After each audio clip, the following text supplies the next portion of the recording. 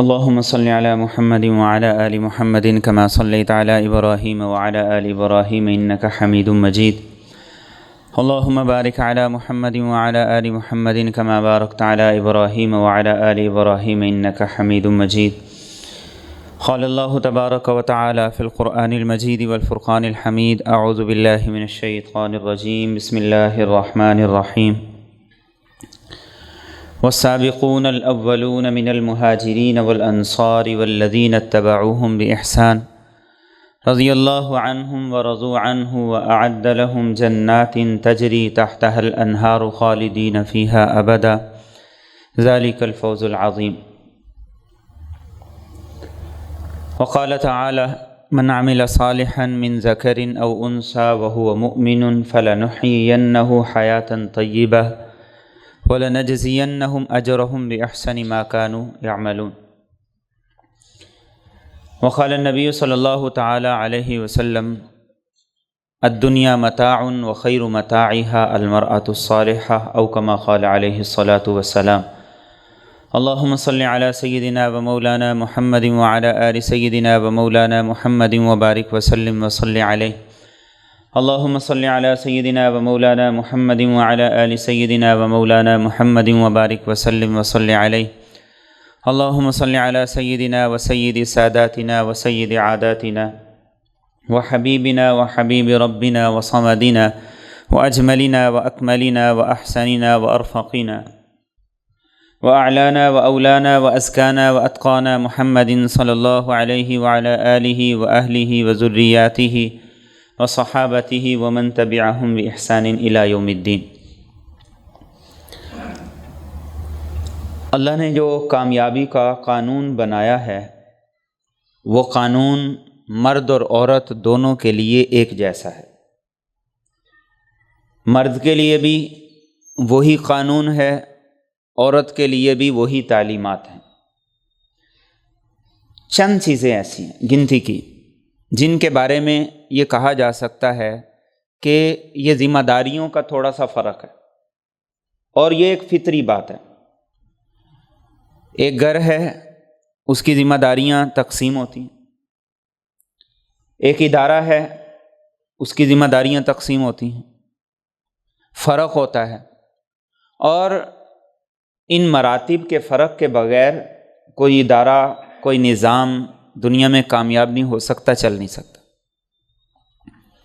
لیکن جو کامیابی کا معیار مرد کے لیے ہے وہی عورت کے لیے ہے. اس لیے قرآن کریم نے مردوں کی صفات بیان کی ہیں تو عورتوں کی بھی بیان کی ہیں.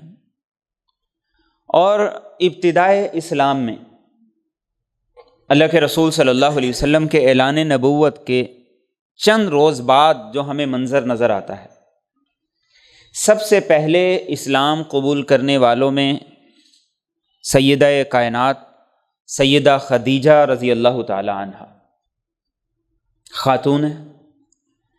اسلام کی سب سے پہلی شہادت دینے والی خاتون حضرت سمیہ رضی اللہ تعالی عنہ ایک خاتون ہے. اور پھر ہر موقع پر خواتین نے اللہ کے رسول صلی اللہ علیہ وسلم سے دین کو سیکھا بھی، سکھایا بھی، علم حاصل کیا بھی ہے، اور ایسا مقام حاصل کیا ہے کہ اللہ رب العزت نے آسمان سے ان کے لیے سلام بھی بھیجا ہے. اللہ نے ان کے مسائل کو حل کرنے کے لیے قرآن کی آیات بھی نازل کی ہیں، اور اللہ نے ان کی شان کو بیان کرنے کے لیے قرآن کریم میں ان کے مقام اور مناقب کو بھی بیان کیا. اور بہت سی خواتین ایسی جن کے بڑے نمایاں کردار ہیں، جیسے مکی زندگی میں کچھ ایسی خواتین تھیں جو اسلام میں السابقون الاولون کی فہرست میں آتی، پہلے اسلام قبول کیے. عمومی طور پر فیصلہ کرنے کے حوالے سے خواتین کسی نہ کسی حد تک مردوں کے تابع ہوتی، لیکن جب اسلام کی بات آئی تو خواتین نے اسلام کو قبول کیا. خاندان، فیملی، برادری ساری چیزوں کو چھوڑا اور ایسے ہی مدینہ طیبہ کے اندر بھی جب اللہ کے رسول صلی اللہ علیہ وسلم کی دعوت پہنچی، آپ بعد میں آئے، ہجرت بعد میں ہوئی، تو اس وقت بھی بہت سی خواتین ایسی تھیں جنہوں نے اسلام قبول کی، سب کچھ چھوڑا۔ ان میں سے ایک خاتون جن کا تذکرہ آج کا ہمارا عنوان ہے، ام سلیم رضی اللہ تعالی عنہا۔ ایسی خواتین کے کردار کو پڑھنے پڑھانے کی ضرورت ہے۔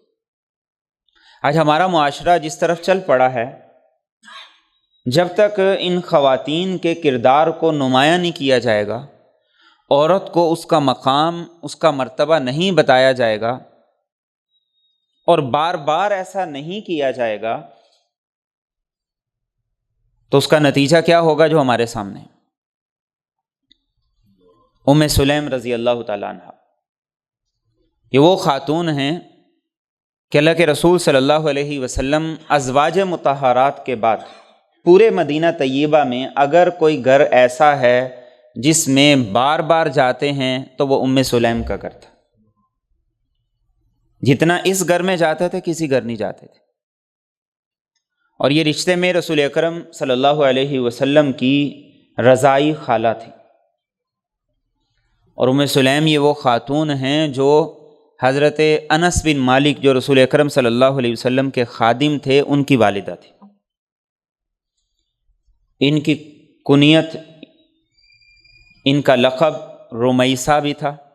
ہمارے ہاں بیٹیوں کے نام رکھے جاتے ہیں، رمیسہ بھی تھا، صاد کے ساتھ بھی، سین کے ساتھ بھی، صاد کے ساتھ بھی اور سا کے ساتھ بھی۔ اور ان کا بڑا مقام، بڑی خدمات اور بڑی سمجھدار خاتون تھی۔ قرآن کریم نے جو عورتوں سے اللہ کے رسول صلی اللہ علیہ وسلم بیعت لیا کرتے تھے، بیعت کیا ہوتا ہے؟ بیعت کیا ہوتی ہے؟ بیعت ایک معاہدہ ہوتا ہے۔ ہمارے ہاں بھی یہ لفظ بولا جاتا ہے کہ میں فلاں سے بیعت ہوں۔ بیعت ہونے کا کیا مطلب ہے؟ ایک معاہدہ ہے، اور یہ معاہدہ کس بات کا ہے؟ کہ جو بیعت کر رہا ہے وہ اپنے آپ کو روحانی طور پہ مریض سمجھ رہا ہے، اور جس کے ہاتھ پہ کی جا رہی ہے وہ اس کا روحانی معالج ہے۔ یہ رشتہ ہے، بیعت سے جڑتا ہے۔ اب خواتین اللہ کے رسول صلی اللہ علیہ وسلم کے پاس جب آئیں، جو قرآن سورہ ممتحنہ کی آیات، یا ایھا النبی اذا جاءک المؤمنات، کہ نبی صلی اللہ علیہ وسلم جب مومن عورتیں آپ کے پاس آئیں، یبایعنک، کس لیے آئیں؟ کہ وہ آپ سے بیعت کریں۔ بیعت کا طریقہ کیا ہوتا تھا؟ اللہ کے رسول صلی اللہ علیہ وسلم جب کسی سے بیعت لیا کرتے تھے یا کوئی آپ کے ہاتھ پہ بیعت کرتا تھا تو آپ ہاتھ آگے بڑھاتے تھے، وہ اپنا ہاتھ آپ کے ہاتھ پہ رکھتا تھا اور وعدہ کرتا تھا۔ لیکن خواتین کے بارے میں آپ کی سنت اور عادت مبارکہ یہ تھی کہ آپ نے خواتین سے جب بھی بیعت لی، زبانی لی۔ میرے اور آپ کے نبی سے پاکیزہ کوئی نہیں ہو سکتا۔ میرے اور آپ کے نبی کی جو تابع دار، فرما بردار اور اتباع کرنے والی صحابیات تھیں، ان سے زیادہ بھی پاکیزہ کوئی نہیں ہو سکتا۔ لیکن اس کے باوجود دین کا قانون سب کے لیے، دین کا ضابطہ سب کے لیے۔ حضرت عائشہ رضی اللہ تعالیٰ عنہ خود فرماتی ہیں کہ آپ نے بیعت کے لیے کبھی کسی عورت کا ہاتھ نہیں تھاما، چھوا بھی نہیں۔ تو خواتین سے قرآن کریم نے کہا کہ اے نبی صلی اللہ علیہ وسلم، جب عورتیں آپ کے پاس آئیں تو آپ ان سے بیعت لیں، علی اللہ یشرکن باللہ شیئا ولا یسرقن ولا یزنین ولا یقتلن اولادہن ولا یأتین ببہتان یفترینہ بین ایدیہن وارجلہن ولا یعصینک فی معروف فبایعہن واستغفر لہن اللہ۔ یہ ایک فہرست ہے، اس کی تفصیل میں نہیں جا رہا۔ تو بہت سی خواتین اللہ کے رسول صلی اللہ علیہ وسلم کے پاس آئیں، انہوں نے آپ کے ہاتھ پر بیعت کی کہ ہم ان باتوں کو پورا کریں گے، عمل کریں گے، اور کوتاہی نہیں کریں۔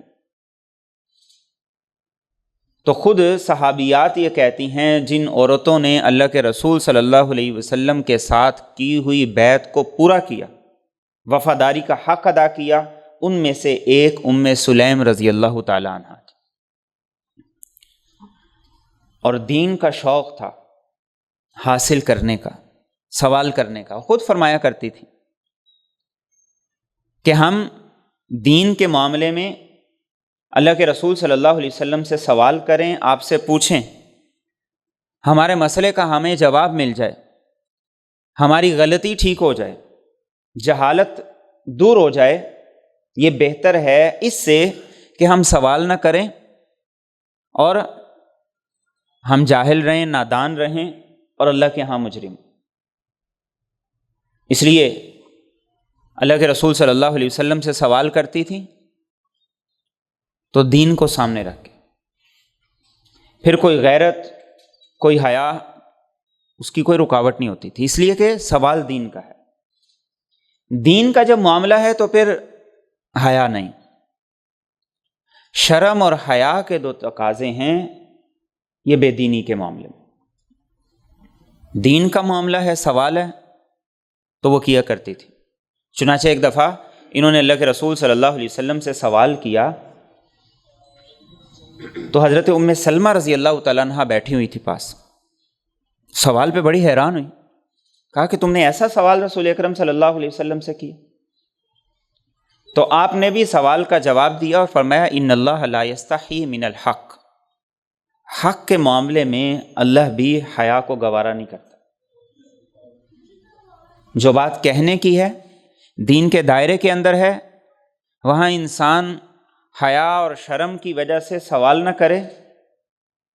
فرمایا یہ حیا اور شرم نہیں ہے، حیا اور شرم کا دائرہ اور ہے، جہاں دین کی حدود پامال ہو رہی، اللہ کے احکامات کو توڑا جا رہا ہے، اس کے نبی کی تعلیمات کو روندا جا رہا ہے، یہاں حیا کرنی چاہیے انسان کو۔ لیکن دین کے معاملے میں جہاں ضرورت ہے وہاں سوال کرنا چاہیے۔ اور ابتدا ہی میں جب اللہ کے رسول صلی اللہ علیہ وسلم کی دعوت مدینہ طیبہ اسلام قبول کر لی، ان کے خامن سفر کے لیے باہر گئے ہوئے تھے، جب آئے پتہ چلا کہ بیوی نے اسلام قبول کر لیا ہے تو کہا سبوتی، بے دین ہو گئی ہو؟ کہا کہ نہیں، آمنت، بے دین نہیں ہوئی، حقیقی دین کو قبول کیا ہے، ایمان لے آئی ہوں۔ تو اس نے کہا کہ نہیں، تم بے دین ہو گئی ہو، اسے چھوڑ دو۔ تو کہا کہ اسے نہیں میں چھوڑ سکتی۔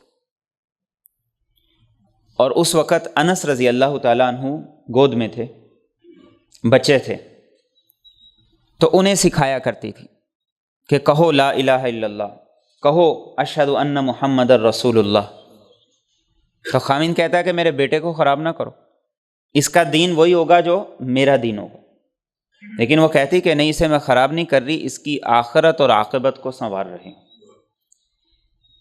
اولاد کی تربیت ماں کی ذمہ داری ہے۔ ماں کی گود سے اسے سبق ملنا شروع ہو جائے تو پھر پورا معاشرہ مل کر بھی اسے گمراہ نہیں کر سکتا۔ لیکن جب ماؤں کی تربیت ہی بانجھ ہو جائے، گھر سے تربیت نہ ملے، تو پھر گھر کے ماحول سے نکلتے ہی خونخوار بھیڑیے کھڑے نوچنے کے لیے، شکاری بنانے کے لیے، اپنی طرف مائل کرنے کے لیے، کھینچنے کے لیے۔ ایک بچہ ہے، گود میں ہے، اور اسے کلمہ سکھا رہی ہیں، اسے ایمان سکھا رہی ہیں۔ خامن سفر تجارت پہ چلے گئے ناراض ہو کے، اور وہیں پہ قتل ہو گئے۔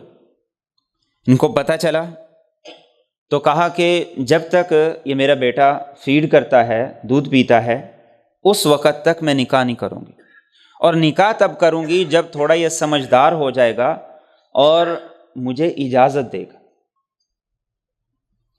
اب یہاں پھر وہی بات ہے، اولاد کی تربیت ایک عورت پر اپنے خاوند اور اپنی شادی سے بھی زیادہ اہم ہے، اس سے بھی زیادہ اہمیت رکھتی۔ تو دوسرا نکاح نہیں کیا۔ جب انس تھوڑے بڑے ہو گئے تو پھر پیغام نکاح آیا ابو طلحہ کی طرف سے. یہ بھی انصاری صحابی تھے، قبیلہ خزرج کے تھے، بہادر تھے، سخی تھے، مالدار تھے، پیسے والے تھے.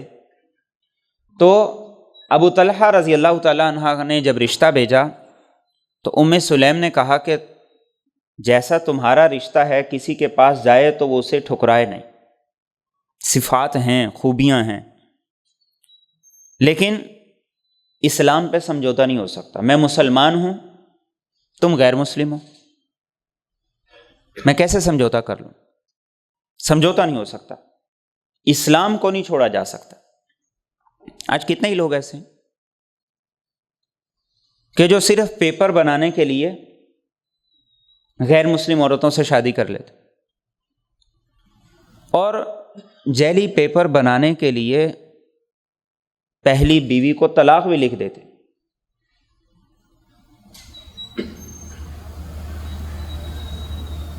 اسلام، ایمان یہ زیادہ اہم ہے یہ دنیا کے فائدے مفادات؟ ام سلیم نے کہا اسلام ہے، میں مسلمان ہوں، تم غیر مسلم ہو، نبھا نہیں ہو سکتا، نہیں چل سکتا. اور کہا کہ سمجھدار آدمی ہو، دیکھو تم خود اپنے ہاتھوں سے ایک بت بناتے ہو پتھر کا، پھر اسی کی عبادت شروع کر دیتے ہو. وہ تمہیں نفع نہیں دے سکتا، نقصان نہیں دے سکتا. لکڑی اٹھا کے بڑھئی کے پاس لے جاتے ہو، اسے کہتے ہو کہ اسے ایسے ایسے تراش دو، اس شکل کی اسے مورت بنا دو، اور پھر اسی کی عبادت اور پرستش کرنے لگتے ہو. اور ایک اور بات کہا کہ اگر تم اسلام قبول کر لو تو میں تم سے حق مہر کا مطالبہ نہیں کروں گی، اس لیے کہ اسلام ہی میرا حق مہر ہوگا. اسلام ہی میرا حق مہر ہوگا. ابو طلحہ نے کچھ دن سوچا، دل میں خیال پیدا ہوا، تو انہوں نے اسلام قبول کیا، اور حق مہر کیا تھا؟ اسلام تھا. اس لیے صحابہ یہ کہتے تھے کہ مدینہ طیبہ میں کسی عورت کا حق مہر اتنا قیمتی نہیں تھا جتنا قیمتی حق مہر ام سلیم کا تھا. یہ اسلام کی قدر و قیمت ہے.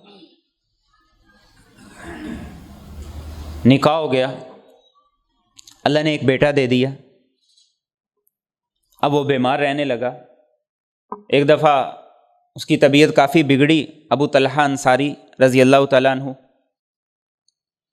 عشاء کی نماز کے لیے گئے. بیٹے کی طبیعت کافی بگڑی ہوئی تھی. ان کے واپس آنے سے پہلے بیٹے کی روح پرواز کر کے. سمجھدار بڑی تھی. تو انہوں نے سارے گھر والوں کو کہا کہ ابو طلحہ آئیں تو کسی نے بتانا نہیں ہے بیٹا فوت ہو گیا. ابو طلحہ آئے، ساتھ کچھ نمازی دوست وہ بھی ساتھ آ گئے. کھانا تیار کیا، انہوں نے کھانا کھایا، اور کھانا کھانے کے بعد بستر پہ لیٹ گئے. انہوں نے حق زوجیت ادا کیا.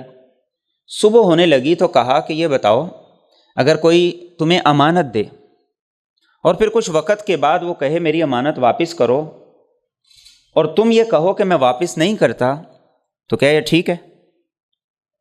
تو ابو طلحہ نے کہا نہیں، جو امانت دے پھر جب وہ مطالبہ کرے اس کی امانت اسے ملنی چاہیے. تو کہا کہ ہمارا بیٹا اللہ کی امانت تھا، اللہ نے وہ لے لیا ہے، اس لیے ہمیں اس پہ صبر کرنا چاہیے. یہ عورت ہے جو اپنے خامن سے کہہ رہی. انہوں نے انا للہ و انا الیہ راجعون پڑھا اور غصہ بھی کیا کہ تم نے مجھے رات کو نہیں بتایا جب میں آیا تھا. تو کہا مجھے ایسے ہی مناسب لگا. صبح ہوئی، اللہ کے رسول صلی اللہ علیہ وسلم کے پاس ابو طلحہ پہنچ گئے. یا رسول اللہ صلی اللہ علیہ وسلم، رات ایسے ایسے ہوا، اس نے ایسے کیا اور مجھے بتایا نہیں. اللہ کے رسول صلی اللہ علیہ وسلم نے فرمایا کہ اس نے ٹھیک کیے، اور دعا کی بارک اللہ فی لیلتکما، اللہ تمہاری رات میں برکت دے. وقت گزرا اور اللہ رب العزت نے ایک اور بیٹا عطا کیا. حضرت انس رضی اللہ تعالیٰ عنہ کہتے ہیں کہ رات کے وقت ام سلیم کے ہاں بیٹا ہوا، سوتیلا بھائی تھا، تو وہ کہنے لگی اسے کوئی بھی فیڈ نہیں کرائے گا جب تک کہ اللہ کے رسول صلی اللہ علیہ وسلم اسے کچھ کھلا نہیں دیتے۔ کہتے ہیں صبح ہوئی، فجر کے بعد میں گیا تو اللہ کے رسول صلی اللہ علیہ وسلم اپنے اونٹوں کو نشان لگا رہے تھے۔ عربوں کے ہاں نشان لگائے جاتے تھے، آج بھی لگاتے ہیں تاکہ جانور آپس میں مکس نہ ہوں، نشانی رہے یہ کس کا ہے یہ کس کا ہے۔ تو کہتے ہیں جب میں آ رہا تھا تو اللہ کے رسول نے دیکھا تو کہا کہ ام سلیم کا بیٹا ہوا؟ میں نے کہا جی ہاں۔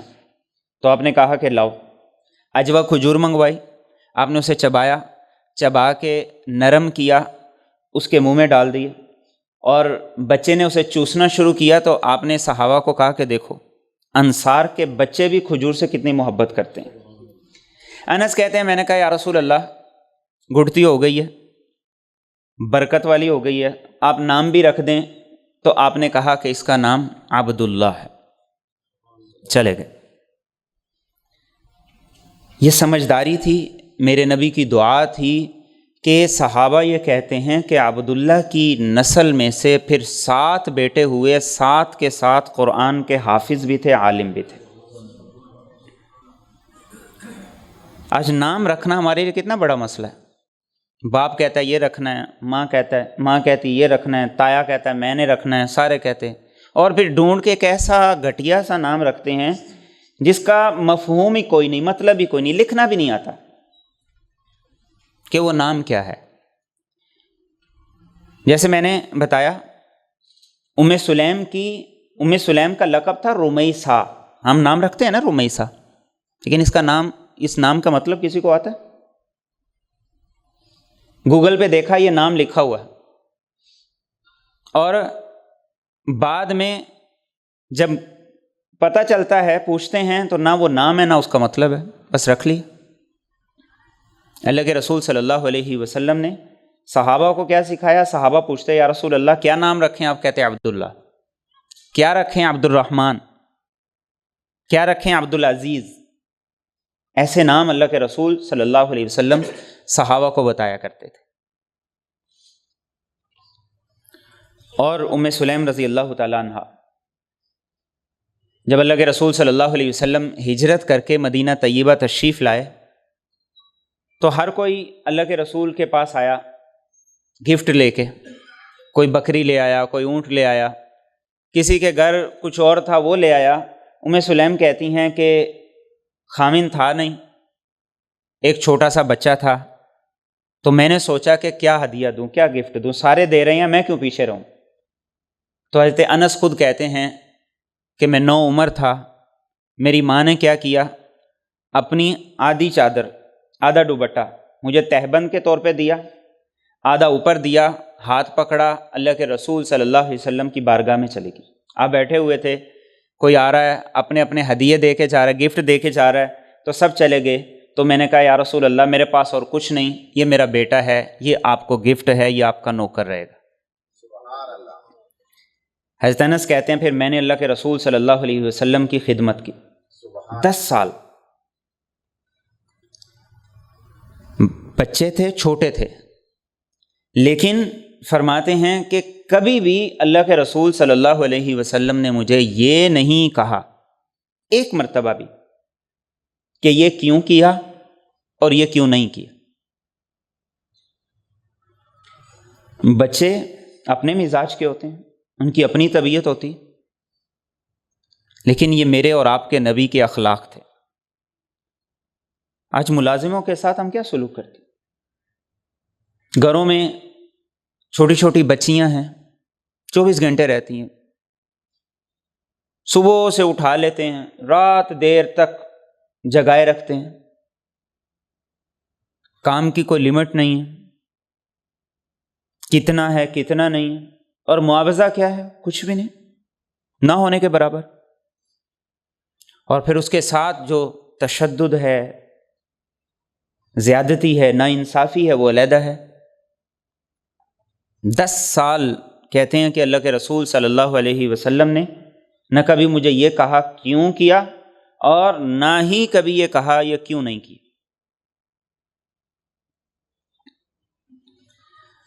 اور ایک ماں کی سوچ دیکھیں، سمجھداری دیکھیں، کچھ نہیں ہے پاس، ایک بیٹا ہے، کچھ سمجھدار ہو گیا، کچھ کمانے پہ لگا دے، کوئی 4 پیسے آ جائیں، گھر کھانے کو کچھ نہیں ہے، لیکن ان کو قدر اور ویلیو پتہ تھی کہ دین کے معاملے میں ہمیں کس طرف جانا ہے، کیا کرنا ہے۔ اور اللہ کے رسول صلی اللہ علیہ وسلم ام سلیم کے گھر آیا کرتے تھے، بار بار آیا کرتے تھے، جب کہیں اور نہیں جایا کرتے تھے تو ام سلیم کے گھر آ جاتے تھے۔ ام سلیم کہتی ہیں کہ ایک دفعہ اللہ کے رسول صلی اللہ علیہ وسلم تشریف لائے، دوپہر کا وقت تھا، آپ نے قیلولہ فرمایا، بیدار ہوئے، وضو کیا، چاشت کی نماز پڑھی، دعا کرنے لگے، تو میں نے انس کو آگے کر دیا، میں نے کہا یا رسول اللہ، آپ کا بچہ ہے، آپ کا خادم ہے، اس کے لیے بھی دعا کر دیجیے۔ آپ نے کہا انس کیا چاہیے؟ میں نے کہا یا رسول اللہ، پیسہ بہت زیادہ چاہیے، عمر لمبی چاہیے، صحت چاہیے۔ آپ نے ہاتھ اٹھایا، کہا اے اللہ، انس کو پیسہ بھی بڑا دے، عمر بھی لمبی دے، اولاد بھی بہت زیادہ دے۔ حضرت انس کہتے ہیں کہ آپ کی دعا کی یہ برکت ہوئی، اتنی میری نسل آگے بڑھی کہ 200 میرے پوتے اور پوتیاں، نواسے نواسیاں زندہ ہیں، اور 90 وہ جو میں اپنے ہاتھ سے دفن کر چکا ہوں، اور پیسہ اتنا ہے حساب ہی کوئی نہیں۔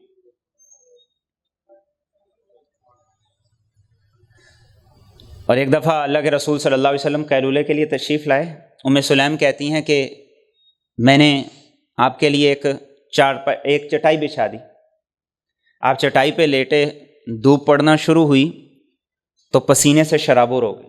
ام سلیم رضی اللہ تعالیٰ عنہ کہتی ہیں کہ میں نے ایک شیشی لی اور آپ کا پسینہ نچوڑ کے اس میں ڈالنا شروع کر دیا۔ جب آپ بیدار ہوئے، کہا ام سلیم یہ کیا کر رہی ہو؟ کہا یا رسول اللہ صلی اللہ علیہ وسلم، اس پسینے میں ایسی خوشبو ہے جو دنیا کی کسی خوشبو میں نہیں ہے، اسے ہم اپنی خوشبو میں شامل کرتے ہیں اور برکت کے لیے اپنے بچوں کو لگاتے ہیں۔ یہ محبت تھی۔ آپ بیدار ہوئے، آپ نے یہ نہیں کہا یہ تو بدعت ہے۔ اور ایک دفعہ آپ تشریف لائے، آپ جانے لگے تو ایک مشکیزہ لٹکا ہوا تھا، آپ صلی اللہ علیہ وسلم نے اس مشکیزے کو منہ لگا کے پانی پیا اور چل دیا۔ ام سلیم نے دیکھا کہ جہاں اللہ کے رسول صلی اللہ علیہ وسلم نے منہ لگا کے پانی پیا تھا، اسے کاٹ کے رکھ لی، کہ یہ برکت کی نشانی ہے کہ ہمارے گھر میں آپ تشریف لائے اور آپ نے یہاں سے منہ لگا کے پانی پیا تھا۔ حج کے لیے آپ جانے لگے تو ام سلیم سے کہا کہ آؤ تم بھی ہمارے ساتھ حج پہ، تو کہا یا رسول اللہ صلی اللہ علیہ وسلم، گھر پہ 2 ہی اونٹنی ہیں، ایک وہ ہے جس سے کھیتی باڑی کا کچھ کام ہوتا ہے، اور دوسری وہ ہے میرے خامن ساتھ لے کے جا رہے ہیں، سواری کوئی نہیں ہے کہ میں آپ کے ساتھ جا سکوں۔ تو آپ نے کہا کوئی بات نہیں جا سکتی تو کوئی بات نہیں، لیکن تم رمضان میں عمرہ کر لینا، اس لیے کہ رمضان میں عمرہ کرنا میرے ساتھ حج کرنے کے برابر اجر رکھتا ہے۔ اور ایک روایت میں فرمایا کہ رمضان میں عمرہ کرنا، اس لیے کہ رمضان میں عمرہ کرنا حج کے برابر اجر رکھتا ہے۔ حج کی اپنی فرضیت ہے، حج کا اپنا مقام اور مرتبہ ہے، لیکن رمضان کا عمرہ فرمایا میرے ساتھ حج کرنے کے برابر۔ فضولیات سے،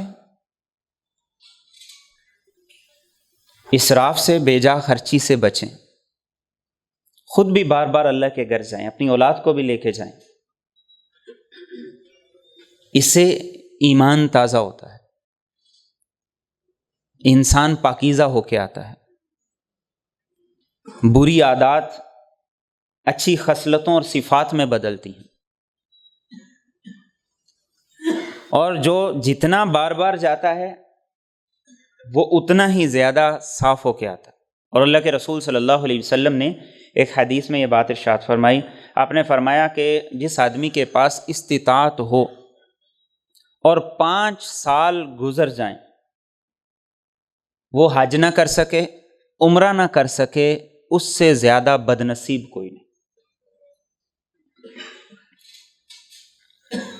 5 سال گزر جائیں، نہ حج کیا نہ عمرہ کیا اور استطاعت ہے، فرمایا اس سے زیادہ بد نصیب کوئی نہیں۔ ہم میں سے کتنے لوگ ایسے ہیں؟ استطاعت ہے، اللہ نے توفیق بھی دی ہے، فضولیات پہ بہت سا لگا، لیکن جو کرنے کے کام ہیں ان کی طرف توجہ نہیں۔ تو آپ کیا فرما رہے ہیں؟ ایسا آدمی بد نصیب ہے، محروم ہے، جسے اللہ نے اپنی رحمت سے محروم کر دیا۔ اور غزوات میں اللہ کے رسول کے ساتھ، غزوہ احد میں جب مسلمانوں کو شکست ہوئی تو صحابہ کہتے ہیں کہ ام سلیم اور حضرت عائشہ ان خواتین میں سے تھیں جو مشکیزیں بھر بھر کے پانی کے لا رہی تھی اور زخمیوں کو پلا رہی تھی، اور بار بار اللہ کے رسول صلی اللہ علیہ وسلم کے حکم کے مطابق زخمیوں کو پانی پلاتی تھی اور ان کی خدمت سر انجام دیتی تھی۔ اور غزوہ حنین میں اللہ کے رسول کے ساتھ تھی، پاس خنجر تھا، تو ابو طلحہ نے کہا یا رسول اللہ یہ دیکھیں ام سلیم کے پاس بھی خنجر ہے۔ تو آپ نے کہا کیا کرو گی؟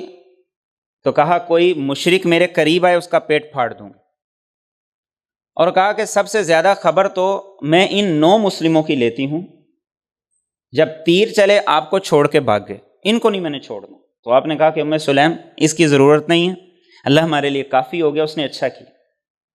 اور حنین کے موقع پر جب یہ اللہ کے رسول کے ساتھ تھیں تو اس وقت جو عبداللہ بیٹا جس کا میں نے آپ کو بتایا اس کی پریگنینسی تھی۔ یہ عورتیں تھیں جو ہماری عورتوں کے لیے رول ماڈل، یہ عورتیں تھیں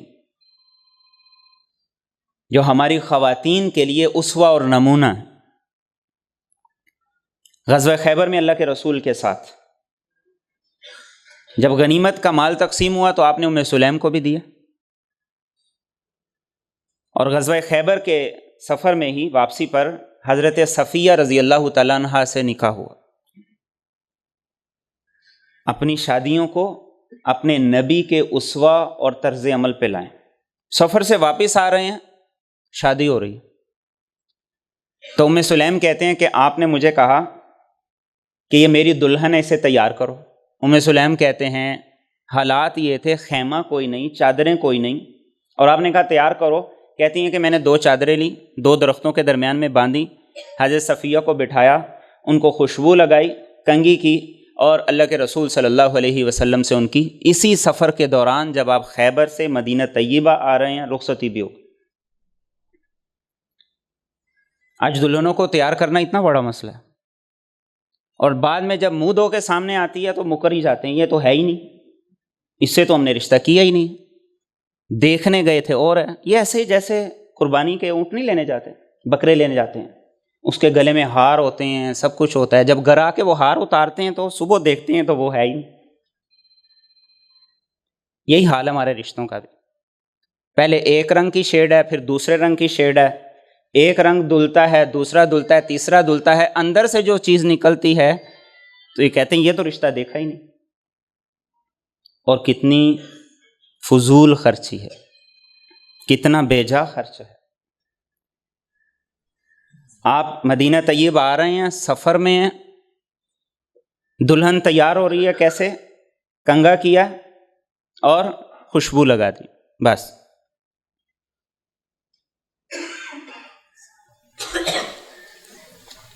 ہر معاملے میں ہم اپنے نبی کی اتباع پیروی کریں، سادگی بھی ہے، سنت بھی ہے، اجر بھی ہے، بچت بھی ہے، اور اس کے ساتھ ساتھ دلوں کا جوڑ بھی ہے۔ ہمارے جتنے رسم و رواج ہیں سارے کے سارے دلوں کو توڑنے والے ہیں، لے دے کے بھی جھگڑا ہے، مجھے یہ نہیں دیا، میری پسند کا نہیں دیا، کلر اچھا نہیں ہے، ہم نے یہ دیا، اس نے یہ دیا، سب کچھ اسی کے ارد گرد گھومتا ہے۔ اور جب اللہ کے رسول صلی اللہ علیہ وسلم کو ماریہ قبطیہ مصر کے حکمران نے بھیجی تو انہیں بھی دلہن کے طور پہ ام سلیم نے تیار کی. تو یہ آپ کے ساتھ ان کا تعلق اور رشتہ تھا. آپ گھر پہ تشریف لائے ایک دفعہ تو کھجوریں اور گھی اللہ کے رسول صلی اللہ علیہ وسلم کو ملا کے پیش کر دی. تو آپ نے کہا کہ اس کی ضرورت نہیں ہے، میں روزہ رکھا ہوا ہے، گھی برتن میں ڈال دو اور کھجوریں دوبارہ واپس ڈال دو. آپ نے پھر آرام کیا، اٹھے، نماز پڑھی تو کہا یا رسول اللہ صلی اللہ علیہ وسلم دعا کی قبولیت کے لیے کوئی وظیفہ بتا دیں. آپ نے کہا کہ نماز پڑھ لو تو 10 مرتبہ سبحان اللہ، 10 مرتبہ الحمدللہ، 10 مرتبہ اللہ اکبر پڑھو. اس کے بعد تم اللہ سے جو بھی سوال کرو اللہ کہیں گے ٹھیک ہے، ہو گیا، کر دیا. کتنا آسان، کتنا خوبصورت عمل. اور ایک اور حدیث میں آپ نے اس عمل کی ترغیب دی ہے، تاکید کی ہے کہ ہر نماز کے بعد زیادہ نہیں 10 مرتبہ سبحان اللہ، 10 مرتبہ الحمدللہ، 10 مرتبہ اللہ اکبر پڑھ لو. لیکن آپ نے فرمایا کہ تم یہ کام نہیں کر سکتے. کیوں نہیں کر سکتے؟ ہم دیکھ لیں کرتے ہیں. امام سلام پورا پھیرتا نہیں، ہم اس سے پہلے سلام پھیر لیں. وہ دعا کے لیے ہاتھ منہ پہ پھیرتا نہیں ہے، ہمارے ہاتھ اس سے پہلے پھیر چکے ہوتے. غفلت، لاپرواہی. دعا کی قبولیت کے لیے ام سلیم کو آپ نے یہ وظیفہ بتایا. اور اللہ کے رسول صلی اللہ علیہ وسلم جب غزوہ خندق کے لیے تشریف لے گئے، ایک تفصیلی واقعہ ہے. کھانے کے لیے کچھ نہیں تھا، فاقہ تھا، تنگ دستی تھی، بھوک تھی. صحابہ نے پیٹ پہ پتھر باندھے ہوئے آپ کے سامنے آ کے شکایت کی.